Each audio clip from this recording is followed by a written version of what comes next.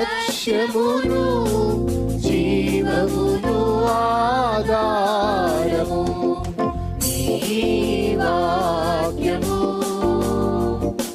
నా త్రోవకు.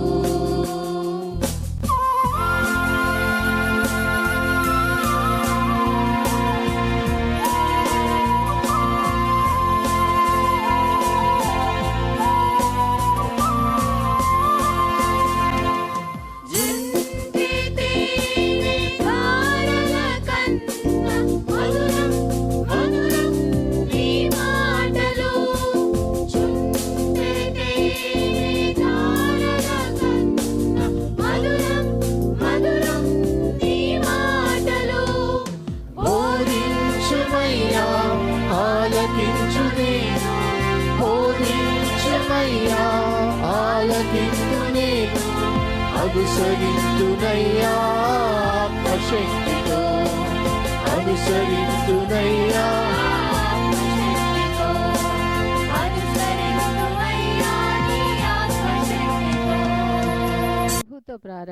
ప్రభుతో ప్రారంభం అనే ఆధ్యాత్మిక అనుదిన ప్రార్థనా కార్యక్రమానికి ప్రేమతో మిమ్మల్ని ఆహ్వానిస్తూ ఉన్నాం. మన జీవితానికి ఆదియు ఆధారమునైనటువంటి ఆ దేవుణ్ణి మొదట మరణించుకున్నట్లయితే ఆ దినమంతయు ఆయన కృపాక్షేమములే మన వెంట వచ్చును. మొదట వేకునే లేవగానే మరి నీతిసూరుడైనటువంటి ఆయనని చూద్దాం, ఆయన మనలనైన స్వరాన్ని మనం విందాం. మన జీవిత కాలం అంతయు ఆయన ఆశీర్వాదములు దీవెనలు మన మీద కుమ్మరించును. యెషయి 65:24 మనం చూసినట్లయితే వారికి ఈలాగున జరుగును, వారు వేడుకొనుక మునుపు నేను ఉత్తరమిచ్చెదను, వారి మనవి చేయుచుండగా నేను ఆలకించెదను.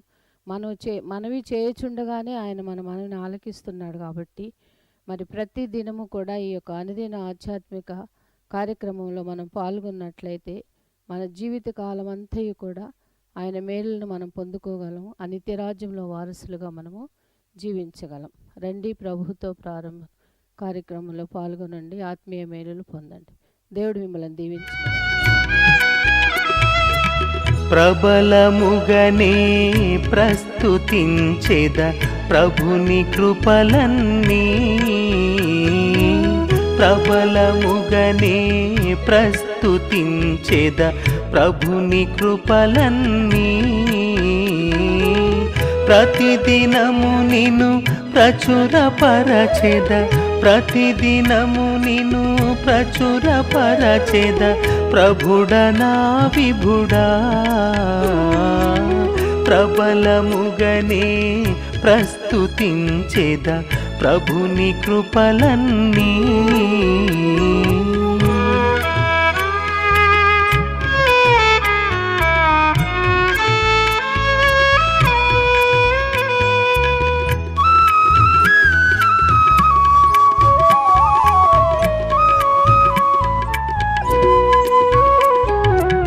పొందుగోరిన యందు నిలిచిన బంధుమిత్రుడవు, పొందుగోరిన యందు నిలిచిన బంధుమిత్రుడవు. మందమతికానందమొసగిన, మందమతికానందమొసగిన మహిమతేజుడవు. ప్రబలముగనే ప్రస్తుతించెద ప్రభుని కృపలన్నీ.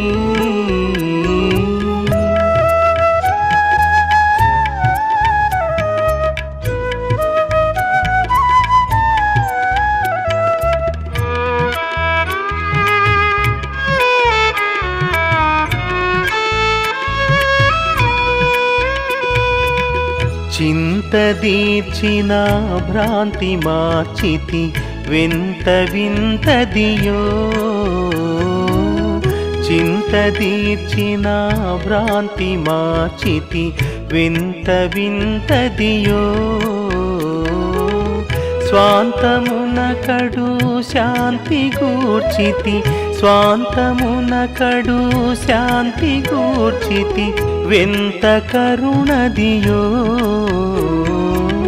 ప్రబలముగనే ప్రస్తుతించెద ప్రభుని కృపలన్నీ. క్రీస్తునందు ప్రియమైన దేవుని సంగమా, మరొక నూతన దినమును నూతన వారమును దేవుడు మనకు అనుగ్రహించాడు.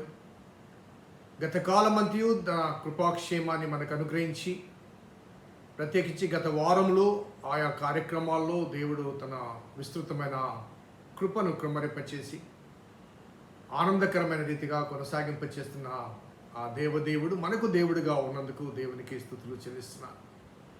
నూతన వారంలో ప్రవేశించాం. మరి ఎప్పటికప్పుడు అనేకమైన నూతన కార్యక్రమాలతో మనం కొనసాగుతున్నాం.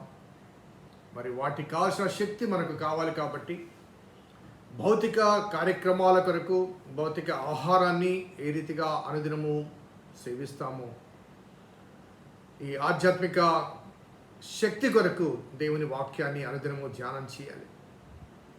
సో ఈ ఆలోచన చొప్పున ఏర్పాటు చేయబడిన అనుదిన ధ్యానం ప్రభుతో ప్రారంభం అనే కార్యక్రమాన్ని ఆశతో ఆలకిస్తున్నా మీకు అందరికీ ప్రభునామమున శుభములు తెలియజేస్తున్నాను. మరి కీర్తన గ్రంథం ఆధారంగా కొనసాగుతున్న ఈ ధ్యాన పరంపరలో మరి 4వ కీర్తన మనం ధ్యానం చేస్తున్నాం. మరి మొదటి 5 వచనాలు ముగించాం. 6వ వచనాన్ని మరి నేడు ధ్యానం చేయబోతున్నాం. రండి, ఆసక్తితో మరి ప్రార్థనాశక్తితో మరి దేవుని ఎడల భయభక్తులతో ఈ ధ్యానంలో పాల్పంపు పొందుదాం. ప్రార్థన చేద్దాం. కృపగల దేవా, దయగల తండ్రి, మీ పాదములకు స్తోత్రము చెల్లిస్తున్నాం నాయన. నీ ఉచితమైన దయా సంకల్పాన్ని బట్టి మమ్మల్ని ప్రేమించి మీరు అనుగ్రహిస్తున్న ఆధ్యాత్మిక మన్నాను బట్టి స్తుతులు చెల్లిస్తున్నా. నీ లేఖనాల్లోంచి, నీ భక్తుల అనుభవాల్లోంచి అనేక సత్యాలు మీరు మాకు బోధిస్తున్నారు ప్రభా. స్తుతులు చెల్లిస్తున్నారు. తద్వారా ప్రభా మా ఆధ్యాత్మిక జీవితాన్ని సరిపోల్చుకుని మా విశ్వాసాన్ని పెంపొందింపచేసుకుని ముందుకు సాగుటకు మీరు మాతో మాట్లాడుతున్నందుకు స్తుతులు చెల్లిస్తూ ఈ లేఖన సారాంశాన్ని మీరే మాకు అన్వయింపచేయమని మా రక్షకుడైన యేసు నామమున అడిగి వేడుకొంచున్నాం తండ్రి, ఆమేన్. 6వ వచనం, మాకు మేలు చూపు వాడెవడని పలుకువారు అనేకులు, యెహోవా నీ సన్నిధి కాంతి మా మీద ప్రకాశింపచేయుము. మొదటి వచనంలో దేవునితో సంభాషించడం ప్రారంభించి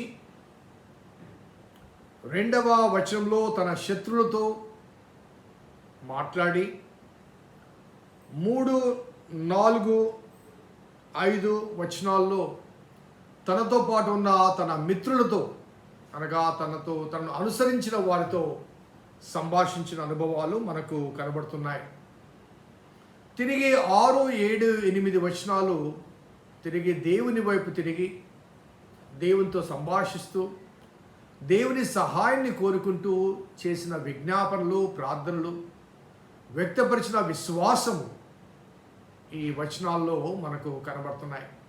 కాబట్టి ఈ దినము రేపు ఈ 3 వచనాల ఆధారంగా ధ్యానాన్ని కంటిన్యూ చేద్దాం. దేవునితో మాట్లాడాడు, శత్రులతో మాట్లాడాడు, మిత్రులను నెమ్మదిపరిచాడు, వారి విశ్వాసాన్ని పెంపొందించడానికి ప్రయత్నం చేశాడు. తిరిగి దేవుని వైపుకు తిరుగుతూ మాట్లాడుతూ, ప్రభువా మాకు మేలు చూపువాడు ఎవడని పలుకువారు అనేకులు. అనగా మా శత్రువుల్లో చాలామంది మరి ఇతనికి సహాయం ఎక్కడి నుంచి వస్తుంది? రాజ్యం లేదు కదా, సింహాసనం లేదు కదా, సైన్యం లేదు కదా, సో అతనికి మేలు ఎవరు చేస్తారు అని పలుకువారు అనేకులు. వారు శత్రువుల బృందంలో ఉన్నారు. బహుశా తను వెంబడించిన వారిలో కూడా మరి ఈ కష్టకాలంలో సహాయం ఎలా, ఈ సమస్య ఎలా జయించాలి, ఎలా ఛేదించాలి, ఈ కష్టాన్ని ఎలా ఎదుర్కోవాలి, తిరిగి రాజ్యాన్ని ఎలా స్థాపించాలి, తిరిగి రాజ్యంలోకి ఎలా ప్రవేశించాలి. అరణ్యాలమ్మడి వచ్చేసాం, కుటుంబాలు వదిలిపెట్టాం, కొంతమంది కుటుంబాలతో సహా కంఫర్ట్స్ వదిలిపెట్టారు, అరణ్యాలు చెట్లమ్మడి పుట్లమ్మడి తిరుగుతున్నారు. సో ఈ ప్రాబ్లమ్ సొల్యూషన్ ఏంటి? ఎంతకాలం ఇది కొనసాగాలి? ఇటువంటి ఆలోచన పరంపర ఆయన వెంబడించిన వారిలో కూడా ఉండి ఉండవచ్చు. ఎందుకంటే ఆ శ్రమల తీవ్రత కానీ, పరిష్కారము లభించని అనగా కనుచూపు మేరలో పరిష్కారం లభించదు అన్న భావన కానీ, ఏ వైపు నుంచి ఎవరు సహాయం చేస్తారో అనే అభద్రతతో కూడిన భావన కానీ మరి అనుసరించిన వారిలో కూడా ఉంటుంది. అఫ్కోర్స్ శత్రువులు తప్పనిసరిగా అంటారు, ఇంకా మాదే జయము, ఇంకా తనకి ఎవరో సహాయం చేయరు, ఇంకా ఇవాళ రేపు జయిస్తాం ఛేదిస్తాం అనే భావన శత్రువులకు ఉంటుంది. కానీ మిత్రులకు కూడా, అనుసరించిన వారికి కూడా ఆ సమస్య తీవ్రత కొన్నిసార్లు మనల్ని కృంగ చేస్తూ ఉంటుంది. మాకు మేలు చూపు వాడెవడని పలుకువారు అనేకులు. మాకు అనే మాట అది శత్రువుల కన్నా తనతో పాటు ఉన్న వారిలో ఒక రకమైన అలజడి. చాలాసార్లు ఒక గుంపుగా ఏదైనా ఉద్యమాన్ని ప్రారంభించినప్పుడు ప్రారంభంలో చాలామంది చాలా ఉధృతంగా పట్టుదలతో ఉంటారు. కాలము గడిచి కొలది ఆ ఉధృతి తగ్గుతుంటుంది. మనకు ఒక ఎగ్జాంపుల్ చెప్తాను. మణిపూర్లో సమస్యలు ప్రారంభమైనప్పుడు ఆ వార్తలు ప్రపంచానికి తెలియనప్పుడు సైలెంట్గా ఉన్నాం. ఎప్పుడైతే ఒక సంఘటన జరిగిందో, ఆ సంఘటన వీడియోలో వైరల్ అయిందో, అందరూ మేల్కొన్నారు, అందరూ లేచారు, అందరూ రోడ్ల మీదకి వచ్చారు, అందరూ ప్లే కార్డులు పట్టుకున్నారు, అందరూ స్లోగన్స్ వేశారు, అందరూ వినతి పత్రాలు ఇచ్చారు, అందరూ ఆర్థిక చేతులు ఇచ్చారు. కానీ అధికారులు మాత్రము, అనగా సంబంధిత సమస్యను పరిష్కరించగలిగిన అధికారులు మాత్రము వారు నిమ్మకున్నారు. ఎందుకంటే వాళ్ళకి తెలుసు వీరి కేకలు మాత్రమే ఉంటాయి తప్ప కార్యాలు ఉండవని. వారి నమ్మకమే నిజమైంది. ఎందుకంటే కొంతకాలానికి అందరూ సైలెంట్ అయిపోయారు. అక్కడ బర్నింగ్ మాత్రం ఆగలేదు. అక్కడ అల్లర్లు ఆగలేదు, హత్యలు ఆగలేదు, సమస్యలు ఆగలేదు. సమస్య పరిష్కరించబడలేదు కానీ అందరూ సైలెంట్ అయిపోయారు. సో ఆ సమస్య పరిష్కారంలో ఆలస్యమైనప్పుడు కొంతమంది అలసత్వాన్ని ప్రదర్శించి మనం ఏం చేయలేమండి, ఏం చేస్తాం చెప్పండి అనే ఒక నైరాశ్యపు అనుభవాల మధ్య మనము సైలెంట్ అయిపోతాం. సో ఇక్కడ మాకు మేలు చూపు వాడెవడని పలుకువారు అనేకులు. బహుశా దావీదు దగ్గర ఉన్న వారిలో మరి ఎక్కువ పర్సంటేజ్ సరెండర్ అయిపోదాం, దావీదు కాకపోతే దావీదు కొడుకే కదా అబ్షాలోము అనే ఆలోచన కూడా బహుశా వారి మధ్య ఉందేమో మనకు తెలియదు. మాకు మేలు చూపు వాడెవడని పలుకువారు అనేకులు. ఈ మాట నేను ధ్యానం చేస్తున్నప్పుడు నాకు 121వ కీర్తన జ్ఞాపకం వచ్చింది. మనకందరికీ బాగా తెలిసిన కీర్తనే, కంటతొచ్చిన కీర్తనే. చాలాసార్లు మనము ధ్యానం చేసిన, అనగా వ్యక్తిగత ధ్యానం చేసిన కీర్తని. ఆ కీర్తన ప్రారంభ స్టేట్మెంట్కి సెకండ్ స్టేట్మెంట్కి చాలా డిఫరెన్స్ కనబడుతుంది. ద ఫస్ట్ స్టేట్మెంట్ ఏమని కనబడుతుందంటే, కొండల తట్టు నా కన్నులు ఎత్తుచున్నాను, నాకు సహాయం ఎక్కడి నుండి వచ్చును. ఇక 4వ కీర్తనలు ఏముందండి, మాకు మేలు చూపు వాడెవడని పలుకువారు అనేకులు. 120వ కీర్తన, కొండల తట్టు నా కన్నులు ఎత్తుచున్నాను, నాకు సహాయం ఎక్కడి నుంచి వచ్చును. అది మొదటి వచనం.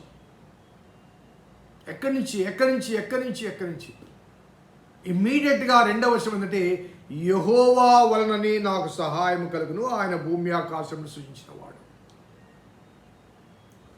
సో ఆ కంఫర్టింగ్ ఫెయిత్ ఎక్స్ప్రెషన్, కొండల తట్టు అనగా ఆ పర్వతం మీద ఉన్నటువంటి యెరూషలేము దేవాలయం, అక్కడ దేవుడు నివసించే స్థలం. So I'm praying towards the mountain of God. సహాయం ఎక్కడి నుంచి వస్తాయి ప్రభువా, నీవు తప్ప. సో ఎక్కడి నుంచి అంటే ఇమ్మీడియట్గా యెహోవా వలనే, God alone, there is no other. నీవు తప్ప నాకు వేరే సహాయము వేరే స్థితిలోంచి, వేరే పరిస్థితుల నుంచి రాలేదు. కాబట్టి నీ ద్వారానే సహాయము. కాబట్టి ఎవరు వస్తారో, ఎవరు సహాయం చేస్తారో అని ఎదురు చూచిన అనుభవాల మధ్య God alone has to come. God alone will come. God alone will rescue us from this problem. ఈ సమస్యల నుంచి ఆయన మాత్రమే విడిపిస్తాడు. నేటి మన కుటుంబ జీవితంలో, మన వ్యక్తిగత జీవితంలో కొన్ని సమస్యలు, కొన్ని కష్టాలు, కొన్ని బాధలు, కొన్ని బలహీనతలు, తీవ్ర కాలపు అనారోగ్యతలు, వీటి మధ్య దీనికి పరిష్కారం ఏంటి, స్వస్థత ఏంటి, జవాబు ఏంటి, ఎక్కడి నుంచి వస్తుంది, ఈ సమస్య ఎవరు పరిష్కరిస్తారు, ఎక్కడి నుంచి వస్తుంది, ఈ సమస్యను సాల్వ్ చేసుకోగలము అంటూ చాలాసార్లు మనము కృంగిపోయిన అనుభవాల మధ్య ఉంటాం. Because to our naked ice, to our mind, our thought, answer is not visible. జవాబు మనకు కనిపించదు. అదృశ్య రూపిగా ఉన్న దేవుడు అకస్మాత్తుగా ఆయన చేసే సహాయము దృశ్య రూపంలో మనకు కనిపించినప్పుడు ఒక రకమైన ఆందోళన, అయోమయం కలిగే అవకాశాలు కూడా ఉన్నాయి. సో పలుకువారు అనేకులు కాబట్టి దీనికి జవాబు కావాలంటే నీ ఆశీర్వాదం కావాలి, నీ దీవెన కావాలి. ఆ దీవెన ఏంటి అంటే, యెహోవా నీ సన్నిధి కాంతి మా మీద ప్రకాశింపచేయి. నీ సన్నిధి కాంతి అనగా నేను ఈ గాఢాంధకార అనుభవాల మధ్య, ఈ సమస్యని ఆ చీకటిలో మగ్గిపోతున్నాను. Your presence, the shining of your presence, the brightness of your presence should drive away the darkness which is within me and around me. నాలో, నా చుట్టూ ఉన్న ఈ చీకటిని పారదోయడానికి ప్రభువా నీ సన్నిధి ప్రకాశము, నీ సన్నిధి ప్రకాశత, నీ సన్నిధి కాంతి మా మీద ప్రకాశింపచేయండి. దట్ ఈస్ ఆరోనిక్ బెనడిక్షన్ అని అంటారు. ఎందుకంటే దేవుడు స్వయంగా ఇశ్రాయేలు ప్రజలకు దేవుడు ఇలా దీవించాలి అని నేర్పించిన దీవెన. మనం చాలా దీవెనలు అనగా ఆశీర్వాదాలు ఇస్తుంటాం, బెనడిక్షన్లు ఇస్తుంటాం. కానీ దేవుడు స్వయంగా మోషే ద్వారా అహరోనుకు చెప్పి, అహరోను ఒక యాజకునిగా ఈ దీవెన నువ్వు చెప్పాలి, ఇలాగ నీ ప్రజలను దీవించాలి అంటూ దేవుడు స్వయంగా చెప్పిన దీవెన. ఒకసారి సంఖ్యాకాండం 6వ అధ్యాయం చూద్దాం. సంఖ్యాకాండం 6వ అధ్యాయం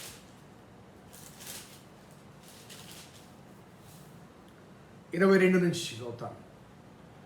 యెహోవా మోషేకు ఇలాగు సెలవిచ్చెను, నీవు అహరోనుతోనూ అతని కుమారులతోనూ ఇలాగనుము, మీరు ఇశ్రాయేలును ఇలాగూ దీవించవలను. యెహోవా నిన్ను ఆశీర్వదించి నిన్ను కాపాడును గాక. యెహోవా నీకు తన సన్నిధిని ప్రకాశింపచేసి నిన్ను కరుణించును గాక. యెహోవా నీ మీద తన సన్నిధి కాంతి ఉదయింపచేసి నీకు సమాధానము కలగచేయును గాక. ఇశ్రాయేలు ప్రజలను ఇలా దీవించాలని దేవుడు స్వయంగా మోషే ద్వారా అహరోను కనగా యాజకునికి, ప్రధాన యాజకునికి, అతని కుమారులకు చెప్పిన మాట. ఆ సన్నిధి కాంతి ఏం చేస్తుంటే సమస్యల్లో సమాధానాన్ని కలగచేస్తుంది, ఒక సొల్యూషన్ చూపిస్తుంది, చీకటిలో వెలుగు పుట్టిస్తుంది. ఆ వెలుగు చీకటిని పారద్రోలుతుంది, అనగా సమస్యను పటాపంచలు చేస్తుంది. కాబట్టి డేవిడ్ వాస్ ప్రేయింగ్. ఆ శత్రువులతో మాట్లాడి తన మిత్రుల ధైర్యాన్ని, విశ్వాసాన్ని పెంపొందింప చేయడానికి వారితో మాట్లాడి, ఆ తర్వాత దేవునితో, ప్రభువా వీరు బాధపడుతున్నారు, వీరు భయపడుతున్నారు, అధైర్యపడుతున్నారు, వీరు విశ్వాసంలో క్షీణించిపోతున్నారు, మాకు మేలు చూపు వాడు ఎవడని వారు ప్రశ్నిస్తున్నారు. ప్రభువా ఒక్కసారి నీవేంటో వారికి చూపించు, నీ సన్నిధి చూపించు, నీ వెలుగు చూపించు, వారిలో చీకటి పటాపంచలు కావాలి. So he was praying to God. దేవుని అడుగుతున్నాడు, దేవుని ప్రార్థన చేస్తున్నాడు. ఈ 3 వచనాలు కూడా దేవునికి చేసే విజ్ఞాపనలు. ఆ విజ్ఞాపనలో ఎటువంటి సమాధానం కావాలో, ఎటువంటి సంతోషం కావాలో, ఎటువంటి సురక్షత దేవుని ద్వారా తాను నిరీక్షిస్తున్నాడో ఆ విషయాలు తెలియజేస్తున్నాడు. దేవుడు తన కృప చొప్పున మనకు అభయాన్ని అనుగ్రహించి మన భయాన్ని దూరపరచాలని కోరుకుంటున్నాను. ప్రార్థన చేద్దాం. కృపగల దేవా, దయల తండ్రి, మీ పాదములకు స్తోత్రము చెల్లిస్తున్నాం నాయన. నీ ఉచితమైన దయా సంకల్పాన్ని బట్టి మమ్మల్ని ప్రేమించి మాలో నీవు నీ కాంతిని ఉదయింపచేసి మా సమస్య ద్వారా కలిగే భయాన్ని ఆవరించిన చీకటిని పారదోలే శక్తిమంతుడు కనుక మేలు ఎక్కడి నుంచి వస్తుందా అంటూ మరి భయముతో నిరీక్షణ కోల్పోయి నిస్సహాయ స్థితిగత మధ్య విశ్వాసాన్ని కోల్పోతున్న తన చుట్టూ ఉన్న వారికి, అదే సమయంలో శత్రులైన వారు విర్రవీగుతున్న అనుభవాల మధ్య ప్రభు ఒక్కసారి నీవు మాతో ఉన్నావని నీ సన్నిధి కాంతి ప్రకాశింపచేయి అంటూ చేసిన ప్రార్థన మేము జ్ఞాపకం చేసుకుంటాం. ఆ నిరీక్షణ నాకు అనుగ్రహించుకుని మా రక్షకుడైన యేసు నామమున అడిగి వేడుకొంచున్నాం తండ్రి, ఆమేన్. తండ్రి, కుమార, పరిశుద్ధాత్మ త్రియేక దేవుని దీవెన ఈ వాక్యం విన్న బిడ్డలకు, వాక్య అభిలాషులకు, వారిని ఆవరించిన సమస్యలకు పరిష్కారానికి సదా తోడైన కాక. ఆమేన్. God bless you. దేవుడు దీవించును కాక.